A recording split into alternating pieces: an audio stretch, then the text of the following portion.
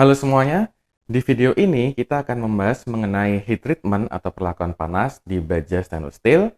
Dan hari ini kita akan fokus kepada baja stainless steel untuk yang austenitic stainless steel. Mari kita lihat apa saja yang perlu diperhatikan.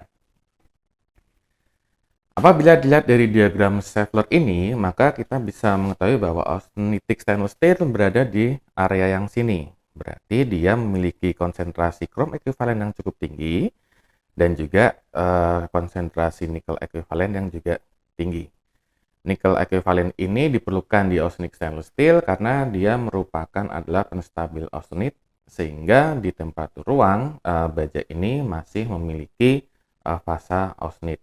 Apabila tidak memiliki nikel ekuivalen yang tinggi, maka tentu saja di temperatur ruang baja secara alamiah akan membentuk ferrit.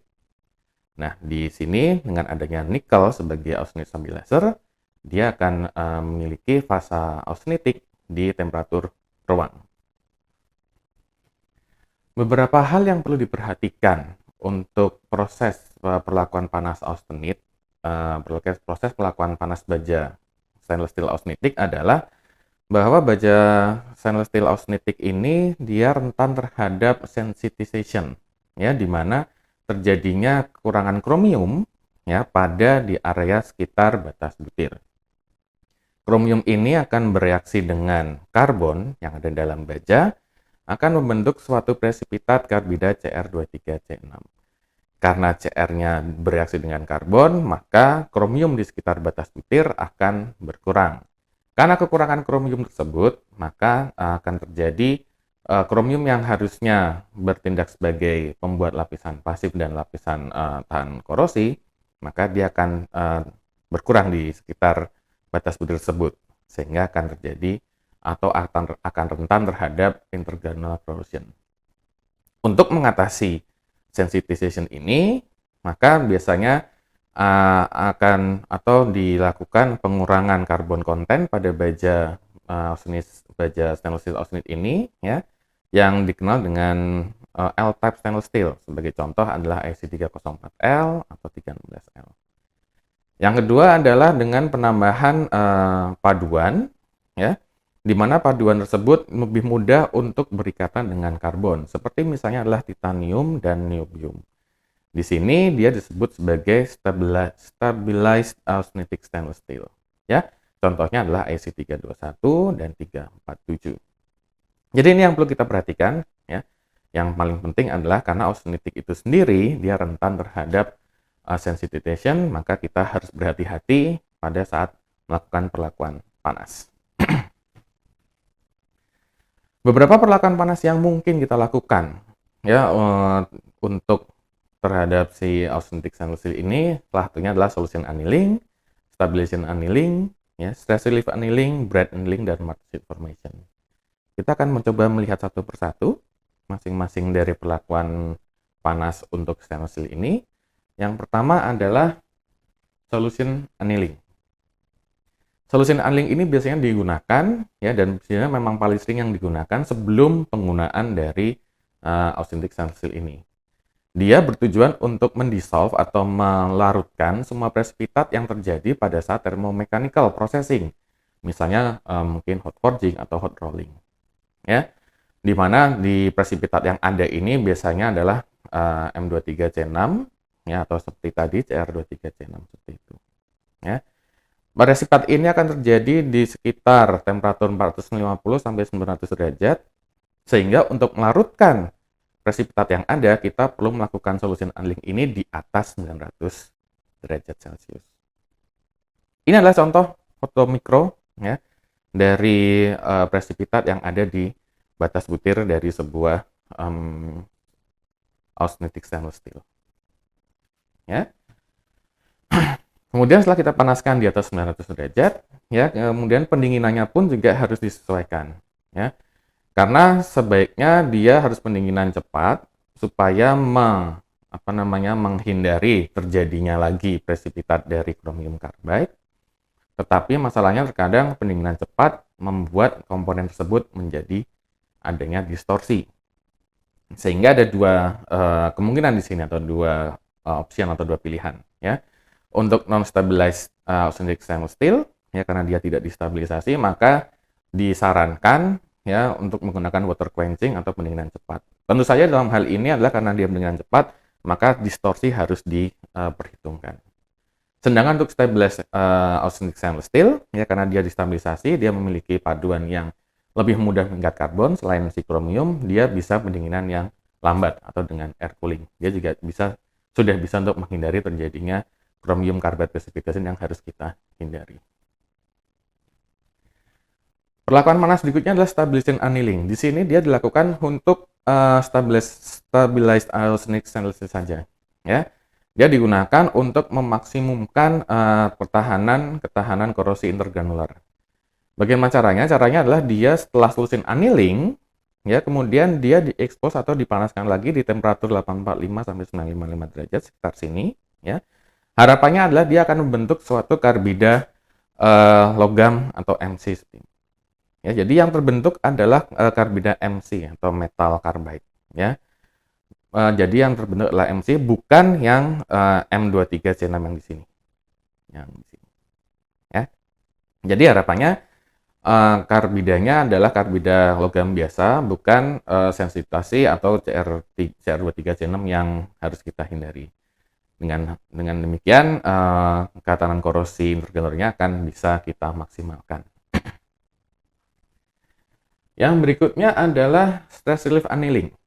Ya, sesuai namanya dia adalah sebenarnya untuk menghilangkan stres, ya, untuk stress relief. Nah, untuk low carbon dan stabilized austenitic stainless steel, ya karena dia tidak rentan terhadap sensitization, maka dia bisa di stress relief dengan cara mendinginkan dengan lambat, dengan slow cooling setelah solution treatment. Ya. Tetapi apabila dia tidak stabilized atau bukan merupakan stabilized austenitic stainless steel, maka dia harus dipanaskan lagi, bisa dipanaskan lagi ya, di temperatur di bawah pembentukan karbida M23C6 tadi, ya, jadi sekitar 425 sampai 550. Di range temperatur ini, presipitat akan sangat-sangat lambat terjadinya, sehingga temperatur ini masih bisa digunakan untuk stress relief, ya, atau stress relief austenitic stainless steel yang unstabilized, yang tidak distabilisasi. Ya. Berikutnya adalah bright annealing. Bright annealing itu sebenarnya mirip dengan solution annealing, hanya dia dilakukan di atmosfer hidrogen atau nitrogen murni. Ya, artinya dia dilakukan pada atmosfer yang inert, sehingga dia akan menghindari adanya oksidasi, ya, atau adanya surface degradation yang mungkin terjadi di stainless steel austenitic. Ya. Perlakuan ini cukup sering digunakan, ya, terutama untuk beberapa komponen ini, ya, seperti coil, wire, strips, dan lain sebagainya. Ya. Dan sebenarnya perlakuan ini juga bisa dilakukan untuk semua jenis stainless steel yang membutuhkan perlakuan solution annealing di atmosfer yang inert atau atmosfer yang tidak ada oksigennya. Ya, dia dilakukan di pure hidrogen atau nitrogen. Dan yang terakhir adalah mengenai martensit formation. Ya, jadi austenitic stainless steel memang agak sulit untuk dibentuk menjadi martensit phase, ya, untuk pengerasannya. Terutama apabila kita menggunakan metode biasa, metode cooling atau fast cooling atau quenching. Ya, bisa dibayangkan karena dengan nickel equivalent yang cukup tinggi tadi, maka fase austenit akan tetap terbentuk pada temperatur ruang. Sehingga kita akan sulit untuk membentuk martensit walaupun setelah quench. Tetapi masih bisa dilakukan atau membentuk martensit mungkin dengan cara cryogenic cooling. Jadi kita harus tarik dia di bawah temperatur ruang sehingga dia bertemu dengan martensit start. Dengan menggunakan cryogenic cooling, ya, dia akan bisa membentuk alpha prime martensite, ya, di mana alpha prime martensite ini adalah BCC, memiliki kristal BCC. Ya. Bisa juga jenis martensit lain yang terbentuk, ya, saat quenching ini, ya, yaitu adalah epsilon martensite yang memiliki HCP kristal, tetapi ini akan sangat tergantung dari stacking fault energi dari fase austenit itu sendiri. Ya, jadi untuk membentuk martensit dengan cara quenching, yaitu agak sulit, ya, tetapi mungkin masih bisa dilakukan dengan cara atau dengan menggunakan cryogenic cooling, ya, pendinginan di bawah 0 derajat. Yang berikutnya adalah dengan cara strain-induced transformation, atau kita berikan tegangan yang tinggi. Di sini adalah yang lebih sering ya, yang lebih sering kita gunakan untuk melakukan pengerasan austenite ya, dengan cara membentuk martensit hasil strain-induced atau hasil tegangan. Ya. Jadi ini adalah the most frequent case ya, jadi yang sering kita lakukan ya untuk di austenitic stainless steel ya. Dan dalam proses ini pun ya berarti kita memberikan tegangan yang cukup tinggi ya di dalam austenite, sehingga martensit ya, baik alpha prime maupun epsilon martensit bisa terbentuk. Ya, jumlahnya akan sangat tergantung dari rate of deformation, jadi dari laju deformasinya. Ya.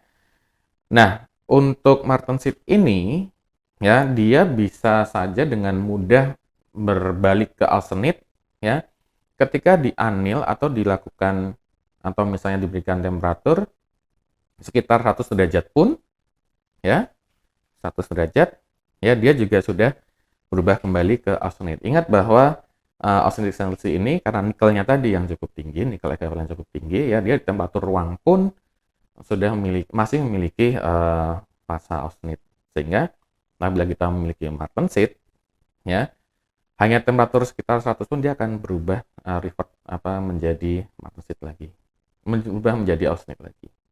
Ya, jadi memang pembentukan martensit di austenitic stainless steel memang cukup sulit, tapi masih bisa dilakukan ya, tapi harus diperhatikan juga apabila temperatur yang sedikit lebih tinggi dari temperatur ruang, dia bisa berubah lagi menjadi austenite.